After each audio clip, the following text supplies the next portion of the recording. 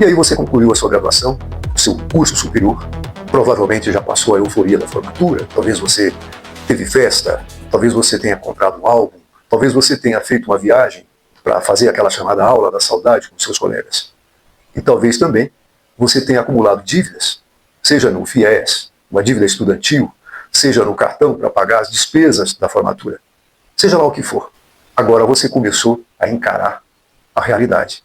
Todo mundo comenta que é importante fazer um curso superior, mas muita gente não fala daquilo que vem depois. Eu quero falar do que vem depois e quero falar também do que você pode fazer para vencer aquilo que muita gente não vence, porque não observa aquilo que eu quero falar para você. Fica nesse vídeo, você vai entender. E se você seguir esse espaço, é certo que muito provavelmente daqui a 20, 30 anos você vai me agradecer. Sem dúvida, começa aqui a fase decisiva da sua vida financeira. Você tem entre 25 e 30 anos, talvez até menos. E você precisa observar o futuro e saber que o fator mais poderoso em seu favor é o tempo. Mas existe um fator muito perigoso também, que é a ilusão de que você ainda tem muito tempo. Você não tem. Uma coisa que você tem que enxergar aqui tem a ver com a matemática. É a matemática dos juros compostos. E isso não espera que você amadureça emocionalmente. Você tem que acordar hoje, agora. Uma coisa que eu quero que você entenda é que nesse vídeo eu não vou falar de motivação, eu vou falar de estrutura. Porque eu imagino que você esteja enxergando o futuro, desejando prosperidade financeira ou riqueza. E riqueza não é evento, é sistema, meu caro. Então, fica nesse vídeo, assista até o fim. E eu vou te dar alguns conselhos simples, mas que são poderosos para fazer a diferença na sua vida. O que eu vou falar é simples, como eu disse. E se você quer otimizar capital, a simplicidade é importante. Agora, simplificar não significa reduzir a ambição. Na verdade, simplificar é aumentar a eficiência. E em finanças pessoais, entenda, existe um conceito chamado taxa de poupança efetiva. Isso representa a porcentagem do que você ganha da sua renda, que é transformada em ativo produtivo. Para ficar bem claro para você, eu vou te dar um exemplozinho técnico aqui agora. Se você ganha R$6.000 líquidos e gasta 5.400, a sua taxa de poupança é 10%. Se você gasta desses 6.000 líquidos 4.200, a sua taxa já sobe para 30%. Agora, imagina o seguinte, olha a importância do que eu vou falar para você. Essa diferença aplicada ao longo de 20 anos, com juros compostos, pode significar milhões de reais de diferença patrimonial. Eu não estou brincando. Uma outra coisa que é importante considerar aqui é o chamado minimalismo financeiro. É algo que você tem que considerar. É a chamada alocação racional de recursos. Não se trata de viver mal. Eu não estou propondo para você uma vida ruim. Mas se trata de viver abaixo da sua capacidade de consumo para maximizar capital acumulado. Eu acabei de falar de 20 anos de prazo. Esses 20 anos vão passar e você vai ver. E se você não seguir o que eu estou falando, certamente você vai se arrepender. Para quem fala de educação financeira, existe um negócio chamado ostentação e economia comportamental, ou consumo ostentatório. Esse consumo ostentatório foi estudado e criaram sobre ele um conceito chamado consumo conspícuo. É quando você consome para sinalizar posição social, para mostrar o que você tem. Agora, essa sinalização custa muito caro, custa capital. Existe um livro, e eu te indico, chamado A Psicologia Financeira, que fala e reforça que riqueza é invisível. Ativos produtivos, aquilo que gera riqueza, não são exibíveis, não são exibidos. Agora, passivos financiados, isso é muito exibido, é ostentado. Por exemplo, carro financiado. Você compra um carrão, parcela em 300 vezes, vai pagar quase 3 carros por isso. Isso não é ativo, é passivo depreciativo. Além de tirar dinheiro de você, o produto que você comprou, esse carro, perde valor. Outra coisa, um relógio caro também não é investimento, é consumo. Então, a pergunta que você tem que fazer para você mesmo é, quando você vai comprar qualquer dessas coisas, se pergunte, é relevante? Aumenta meu patrimônio líquido ou reduz? Então, tudo isso é muito simples, é objetivo, e você é capaz de medir, de planejar, de realizar. Agora, se tem algo que é interessante falar aqui, é com relação ao ambiente. O ambiente que traz para você referência, que pode trazer para você a normalização de padrões. Parece que eu estou falando de forma muito técnica, presta atenção no que eu vou falar. O ser humano normaliza tudo que ele observa, que ele vê repetidamente, vê muitas vezes. Então, se você está convivendo com pessoas que tratam dívida como algo natural, você vai internalizar esse padrão, vai considerar como se fosse algo normal. A neurociência comportamental demonstra que repetição molda decisão automática. E, inclusive, a sabedoria bíblica diz que quem anda com sábios será sábio. Entenda também, ambiente não é só o físico, é também o digital. Se você fica consumindo diariamente conteúdo de ostentação, o seu cérebro passa a enxergar isso como padrão mínimo aceitável. Então, você precisa, em todos os sentidos, em todas as áreas, construir um ambiente que normalize investimento, disciplina e crescimento patrimonial. Você tem que largar a mão desses conteúdos de rede social que não edificam a sua vida. O resumo do que eu estou falando é isso. Além de deixar companhias que não edificam a sua vida também. Cai fora. Agora, para falar para você a respeito de crescimento patrimonial, o mecanismo central é, primeiro, investimento, segundo, juros compostos. Então, eu posso dizer para você, entendeu? A base da matemática da riqueza é o juro composto. E o tempo é uma palavra interessante que é usada pelos educadores financeiros, é que o tempo é exponencial, é enorme, é imenso, é desmedido. Observa bem uma coisa. Se você se formou agora e tem mais ou menos 25 anos, entre 25 e 30 anos, para ser bem claro, isso aqui é coisa de estatística, tá? Com 25 anos de idade, cada R$1 investido tem potencial multiplicador muito maior do que quando você tiver 40 anos. Um cara muito conhecido, um investidor internacional, Warren Buffett, construiu a sua fortuna, entenda bem, majoritariamente porque ele começou cedo e permaneceu investindo por décadas. Foi assim com ele e vai ser assim com você. Agora, uma observação importante que eu faço para você, que você vai ouvir pessoas que são muito negativas, que vão colocar defeito e problema em todo tipo de investimento. Mas observa bem, rentabilidade não é linear. O mercado financeiro oscila, tem risco. Então, a sabedoria das pessoas que investem ensinam que você tem que diversificar. E isso, inclusive, é princípio básico. Agora, você tem que entender uma coisa.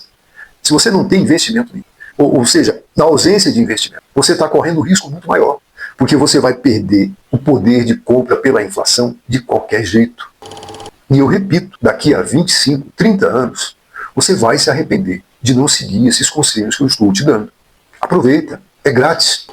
E com relação à dívida, você tem que enxergar a dívida como se fosse uma renda futura que foi antecipada. Toda dívida é consumo antecipado de renda do futuro. Se você parcelar algo em 12 vezes, você está comprometendo 12 fluxos de caixas futuros. 12 entradas.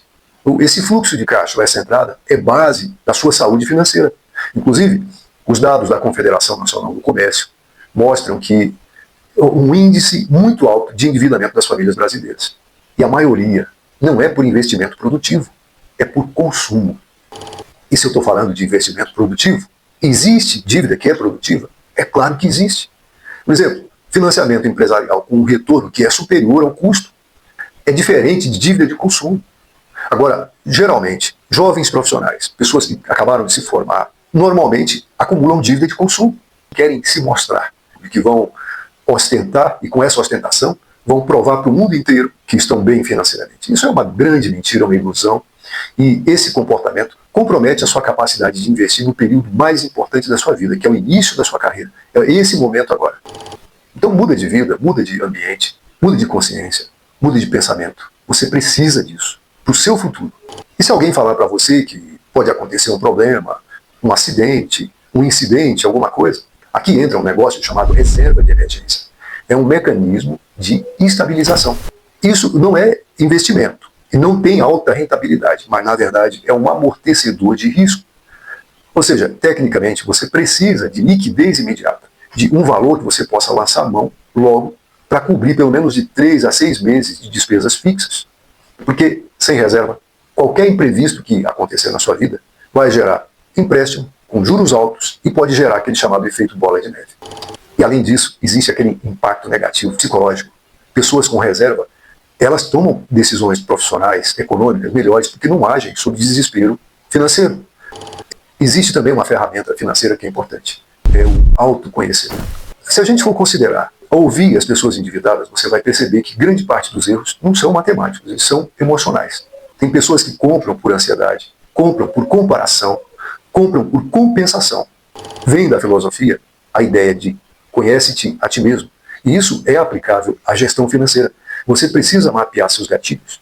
Inclusive, pelo menos 3 perguntas você tem que se fazer para se conhecer financeiramente. Primeiro, em quais horários você gasta mais? Segundo, quais são os estados emocionais que faz você consumir? Outra coisa, quais são os ambientes que estimulam a sua impulsividade? São gatilhos, e você tem que eliminar esses gatilhos, porque isso é mais eficiente do que confiar apenas em força de vontade. E uma coisa que você tem que ter, meu cara, é metas. Capital sem direção se dispersa. Você tem que estabelecer metas financeiras. Essas metas têm que ser quantificáveis, elas têm que ser realistas, não pode ser uma mera fantasia, e elas têm que ser mensuráveis. Por exemplo, imagine que você quer acumular R$100.000 em 5 anos. Isso vai exigir um cálculo de aporte mensal necessário. Você vai considerar a taxa, estimada taxa de juros. Agora, sem essa meta, a economia que você vai fazer parece privação. Quando você estabelece uma meta, essa economia vira, na verdade, uma estratégia. É como se fosse um spot em que você vai atravessar a linha de chegada e vai colher o fruto da sua vitória. Você vai receber o troféu. E agora, uma parte que é importante é que você tem que ter também uma estrutura mental quando se trata de vida financeira. Ganhar dinheiro não aumenta a inteligência financeira de ninguém. Inclusive, nós temos casos de falência entre jogadores famosos, artistas famosos. E isso não é incomum. Existe um livro chamado Segredos da Mente Milionária que fala que padrões mentais vão determinar resultados financeiros. Essa educação financeira que é ensinada inclui alguns pontos interessantes. Primeiro, você tem que entender a inflação. Segundo, você tem que entender os juros compostos. Você tem que entender diversificação. Você não vai aplicar o seu dinheiro, ainda que seja pouco, só no investimento. E se você for procurar, você vai encontrar ações de empresas que são baratas. E você vai perceber que existem possibilidades de investimento que também começam com pouco. E a outra coisa que você tem que entender é o risco. Existe risco. Agora, sem essas coisas, esses pontos, você vai investir errado. Você vai entrar em qualquer esquema duvidoso e vai comprometer o seu dinheiro, o seu capital. Agora, a resposta para quem ganha muito pouco e quer investir, mas tem esse obstáculo, a resposta está na chamada renda extra. É ela que vai trazer para você um aumento da sua capacidade de aporte, de valores para você economizar. É claro, existe limite para se cortar gastos. Entenda, não há limite fixo para se aumentar a renda. Então, empreender em alguma coisa, ainda que pareça ser algo humilhante, é criação de valor. E uma das coisas mais interessantes, venda de produto ou de serviço, é o que resolve o problema de alguém. Hoje, a internet nos dá uma infinidade de possibilidades de venda de produtos. Há plataformas como o Mercado Livre, Shopee, Temu e outras.